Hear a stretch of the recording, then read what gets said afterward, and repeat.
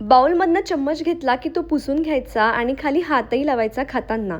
इतकं सगळं फॉलो करूनही थोडंसं सांडतंच आणि यालाच म्हणतात लहानपण. पण त्यातनं ते खूप काही शिकतात.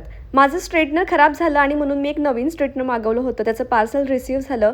त्याचा रिव्ह्यू कसा आहे किंवा हे मी कधी यूजही केलं नाही आहे. आज पहिल्यांदाच म्हटलं यूज करून बघू आणि त्या नॉर्मल स्ट्रेटनरपेक्षा हा कोंब मला खूप छान वाटला. पटापट स्ट्रेटनिंग होते आणि माझे केस ओले होते म्हणून मी थांबून घेतली स्ट्रेटनिंग. छान असा चहा एन्जॉय केला आणि अनायानं आजकाल आपलं इतकी छान खेळते. 2 वर्षाचं झाल्यावर मला ना खूप फ्री वाटतंय. ती समजदार पण खूप झाली आहे आणि स्वतःचं खेळायला पण खूप छान शिकले. त्याच्यामुळे मला खूप फ्री टाइम मिळतो. लाडू बनवायचे म्हणून इतकं मेहनतीचं मी काम करत होती ते म्हणजे खोबरं किसण्याचं आणि ती तिथेच खायला लागली. या लाडूची कंप्लीट रेसिपी मी व्लॉगमध्ये शेअर केलेली आहे यूट्यूबवर. तुम्ही नक्की जाऊन चेकआउट करा.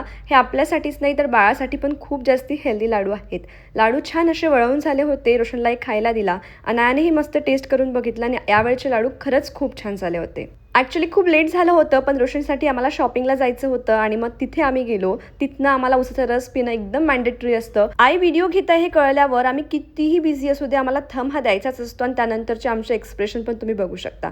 घरी आल्यावर आजकाल रात्री झोपायच्या आधी आपली खेळणी प्रॉपर उचलून सगळी जमा करून ठेवायची ही एक खूप छान सवय तिला लागली आहे. आज हा व्हायरल प्रोडक्ट आपणही ट्राय करावा म्हटलं आणि म्हणून हा कोरियन ग्लास स्किनवाला मास्क मी लावून रात्रभर झोपली. रात्रभर तर काही झोप आली नाही म्हणून 5 वाजता उठून हा मास्क काढला पण ग्लो एकदम भारी आला होता. तुम्हालाही जर का ट्राय करायचं असेल तर खाली लिंक म्हणून कमेंट करा. भेटूया पुढच्या ब्लॉगमध्ये. तोपर्यंत बाय बाय.